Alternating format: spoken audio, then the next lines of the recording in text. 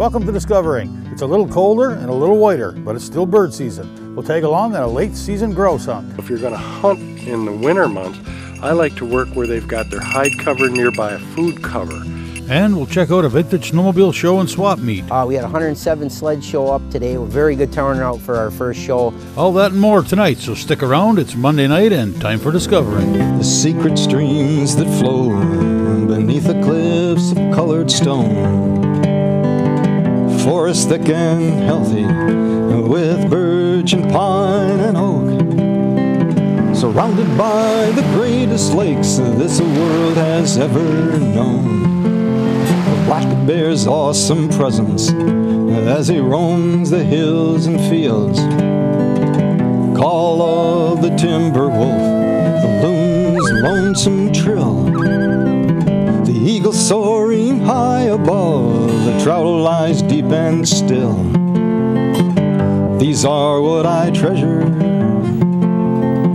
the only way I measure feelings that I have for this fine land. There is so much to discover when you're a long-time lover of northern Michigan.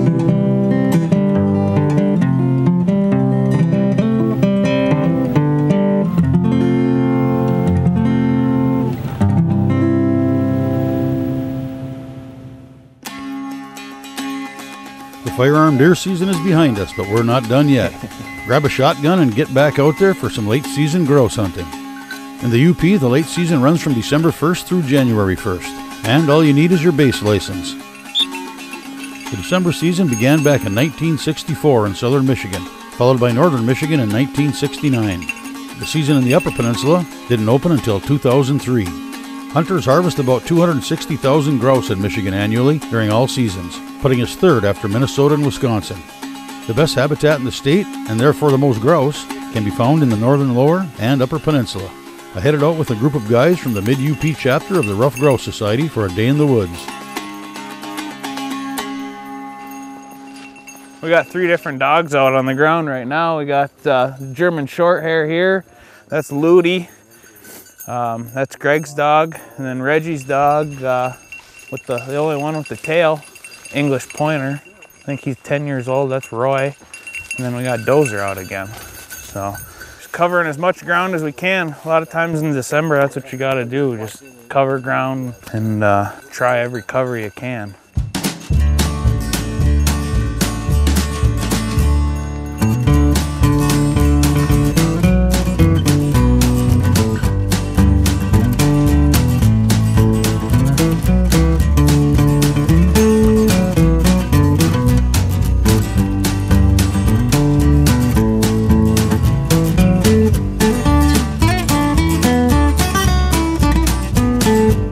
The birds tend to be, you'll find a lot more single birds. You'll get a lot more birds, but they'll be by themselves.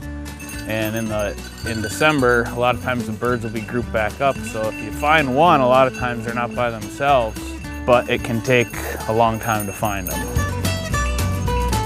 You know, this time of the year it's different hunting.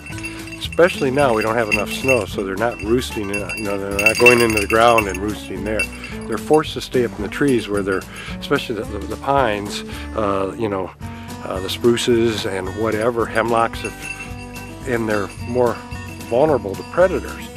So they stay close to that cover. So if you're going to hunt in the winter months, I like to work where they've got their hide cover nearby a food cover.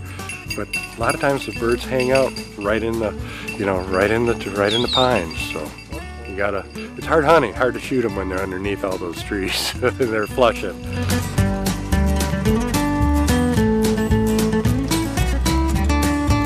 This time of the year, the grouse are, their regular food source is gone because we've got snow on the ground. It's hard for them to find anything.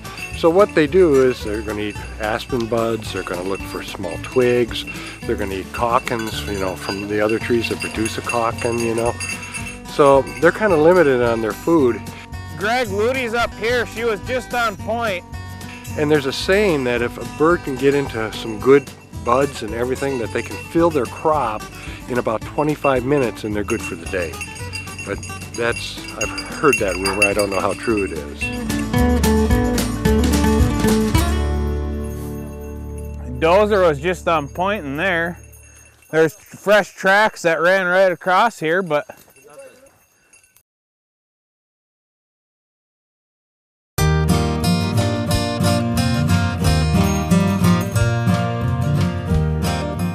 so this is the edge of that, or the end of this cover edge. It just ends up going into a swamp. If you go to follow, You know, if the birds are in an area for a while and they're leaving their droppings, you're gonna have scent. But once a bird flies and you try to get a secondary flush, it gets harder because the bird is air washed. And that's why sometimes the secondary flushes are the hardest. But these birds are nervous. They're kind of out in the open. They're only underneath the balsams in some places, and they've probably been hunted pretty hard this year so far. my dogs in particular don't do well in the snow. Pretty much once we get more than a few inches, I'll be done with my dogs. They got a lot of fur in between their pads and their feet ice up really bad. The snow also sticks to them and they just turn into giant ice balls.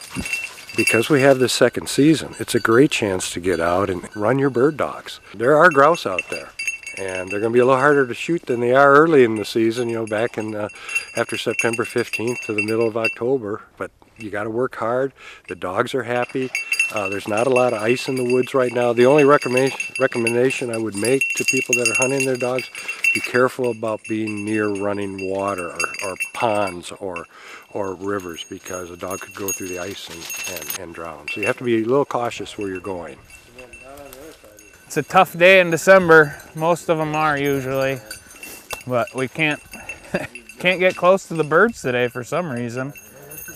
Yeah, we've flushed a few so far, but I haven't even seen any. So yeah, and like this one, we knew we were just close to it because my dog was on point and I got up there and we could see the tracks there where the bird had ran out, but we never did hear the bird flush. So this spot we just tried hunting, or are still trying to hunt. Tried another different cover type. There's, well, a mixture of everything, but swamp, field edges with a lot of pine, some older aspen, again with a lot of pine mixed in. The pine seems to be the kind of the key in late season. The birds, you'll find them a lot in that pine, which they call thermal cover. Another one, right there. Turned out to be another pretty long walk, and we had one wild flush right at the beginning and didn't even see the bird. Can be tough in December. They can be tough to find. A lot of the openings in southern Marquette and Delta counties were developed 30, 40, and some even 50 years ago. At that time, the department and the Wildlife Division put a lot more emphasis on development of habitat and open areas within the forested complex that primarily comprises the UP. So at that time, heavy equipment was the primary method to open up some areas. And in the areas we're hunting today, we're hitting a lot of those openings, surrounded by aspen and recent timber harvests. There's some plantings, and you can see a Siberian crabapple tree planted off to the side here. That was planted during that same time period. It's an extremely dense tree. It's not very large, diameter-wise. As the story goes, it got towards the end of the day, and they got tired of planting crabapple trees, so they just started grabbing handfuls and chucking them in the same hole. So you've got 5 trees growing out of one hole, and you get this multi-stemmed mass of crabapple growing, and they've survived quite well. They're a very hardy species, but you can see there's 2 lines of Siberian crabs running through here, and the aspens have started to pop up in between. So what was, I'm sure, a nice open line of apple trees when they were planted is now just part of the forest. We've gotten away from planting trees such as Siberian crabs because they're actually an invasive species. So we try and focus more on native or non-invasive tree and shrub species to accommodate wildlife benefits. We try and pair the fruit diameter with the species we're trying to benefit. That's a 1/4 inch, 3/8 diameter crabapple, perfect for a grouse. So from a 1/2 inch to 1 inch in diameter benefits pretty much any wildlife species, game and non-game alike. You name it, they'll probably eat crabapples. Grouse, turkeys, deer. I've seen hares and rabbits take advantage of soft mass like apples as well. It does wonders for nearly every species out here. So we have RGS Mid-UP chapter has 2 events coming up. The first is going to be on January 10th.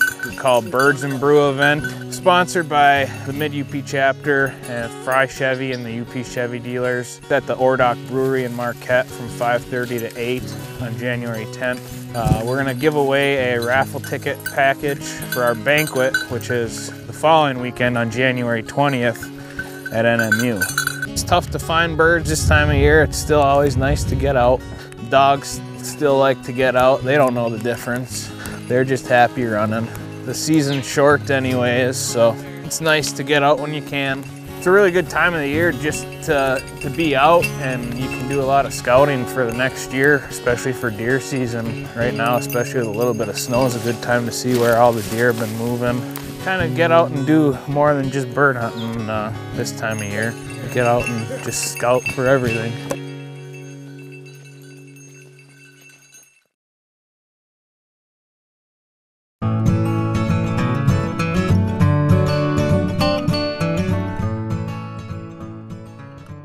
When the deer herd is starving, we feed them. When populations are low, we adjust our hunting practices.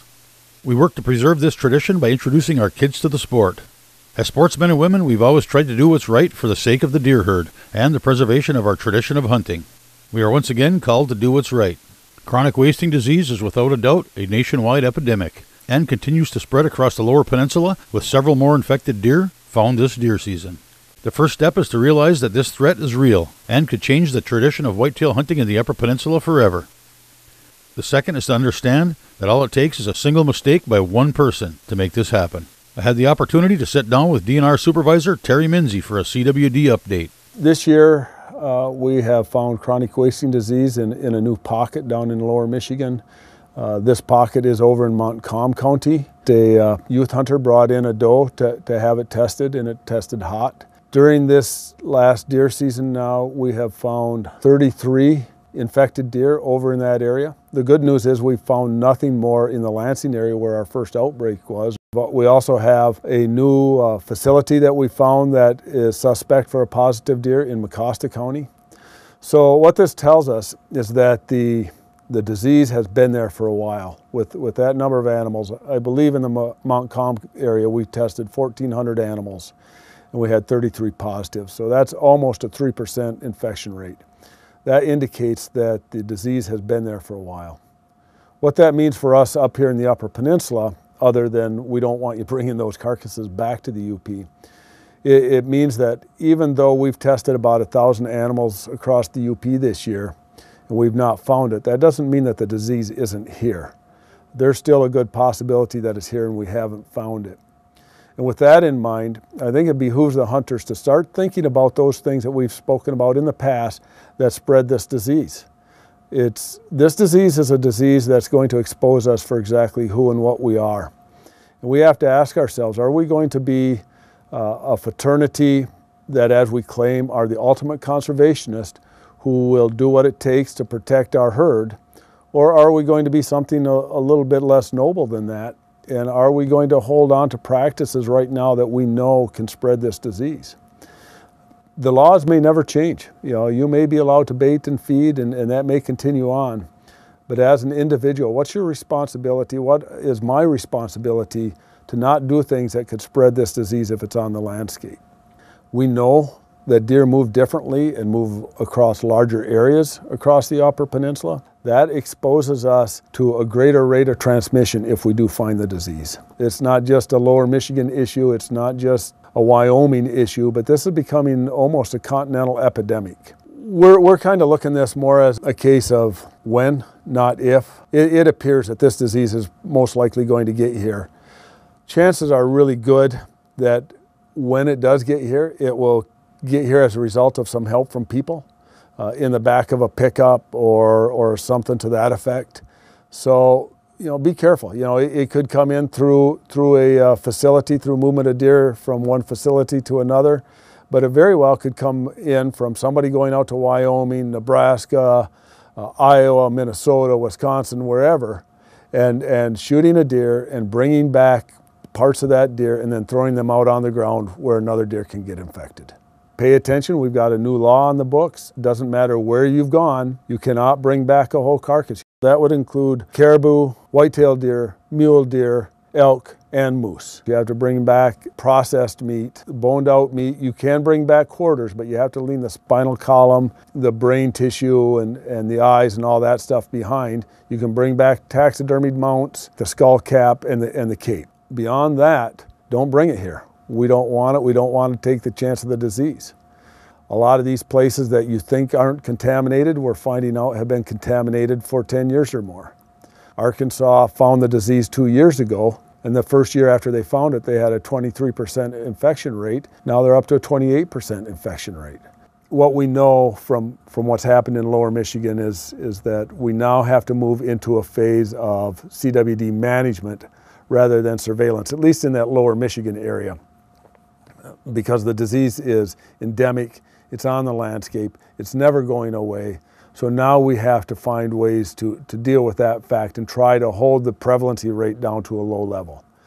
And to that end, one of the things that's going to happen here in January is that the director has authorized 2 special 4-day hunts to try to get some more samples. Those hunts will occur in Montcalm and Ionia counties.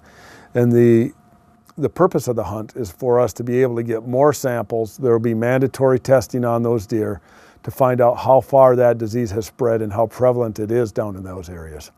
And that's what we're going to be facing here in the UP if we don't pay attention and don't take care not to get this disease, and if we don't take care not to spread this disease if it's already here. We're going to be facing scenarios in which we're going to have to go out and harvest extra deer just to find out where that disease is and where it's moving to. I don't think a whole lot of Yoopers want us to be doing that. So let's take care on the front end so that we don't have to deal with a big mess on the back end.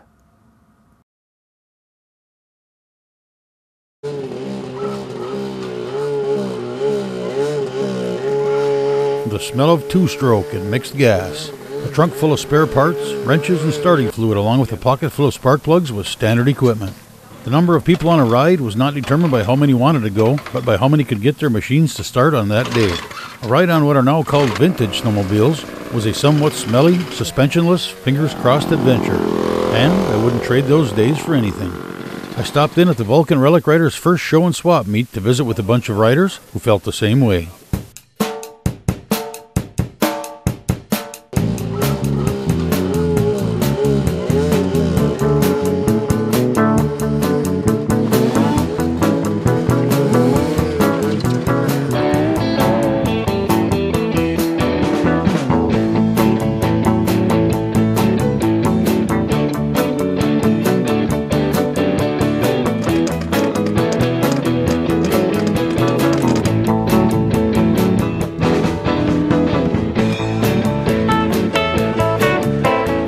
This is our first show for the Relic Riders. We had 107 sleds show up today. A very good turnout for our first show. Show and a swap meet. We can't complain. It turned out excellent. A lot of people showed up. We had some people from Fond du Lac, Big Bay, Lance, a couple from West Bend. They were met down at a show in Milwaukee, and one of our board members talked to them, and they came all the way up here. Koch's Performance from Middle Inlet come up. We're happy to see everybody come out today. A lot of kids and stuff. It was just a great day. We give trophies out this morning for the kids at noon. Anybody under 14 years old that showed a sled got a trophy. We had s'mores and stuff in the back for all the kids and whatnot.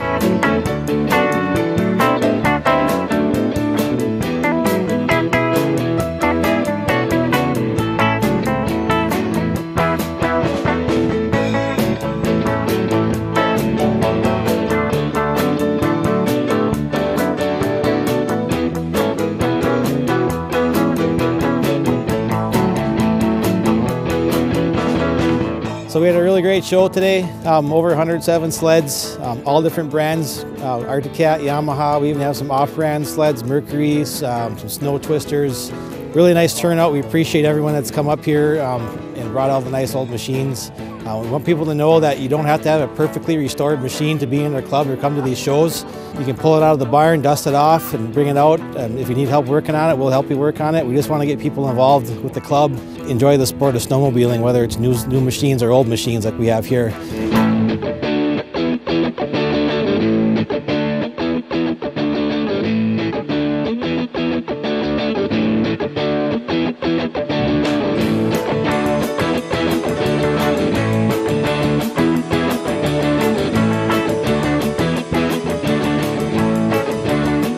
got quite a few bucket raffle prizes here. A lot of vendors came. We got FMR, Pembine Sports Center, Kazi's Polaris from down by Peshtigo. They got a snowmobile that they're raffling off for the food drive. We got a 1972 Kitty Cat we're raffling off for the club. We also want to thank the Lawn Branch Saloon. They have a great facility here. They've really helped us out to put this show on, and along with all our other local sponsors that came through and donated with raffle prizes and other things. So we'd also like to thank the Nobbinaway Top of the Lake Snowmobile Museum. They came here with a trailer with lots of really nice merchandise. They came a long ways away. So if you get up to their area, make sure to stop at their museum and check out all the nice sleds they have there as well. And we appreciate everybody that came to see everything here. To say for our first show, we can't complain. It turned out excellent.